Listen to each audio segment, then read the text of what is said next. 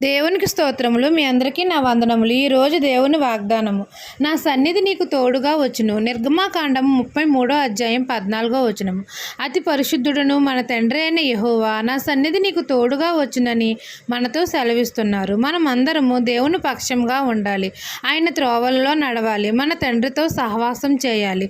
తండ్రి కనికరం కొరకు మనమందరం కనిపెట్టుకుని ఉండాలి. ఆయన కటాక్షం కోసం ఎదురు చూడాలి. ఆయనకు మొరపెట్టి ప్రార్థన చేయాలి. అప్పుడు తండ్రి మన మొర ఆలకించి మనకు ఉత్తరం ఇస్తాడు. మనల్ని పేరు పెట్టి పిలుస్తాడు. పేరును బట్టి నేను ఎరిగి ఉన్నాను అని మన తండ్రి మనతో అంటున్నారు. నా సన్నిధి నీకు తోడుగా వచ్చినని మన తండ్రి మనతో సెలవిస్తున్నారు.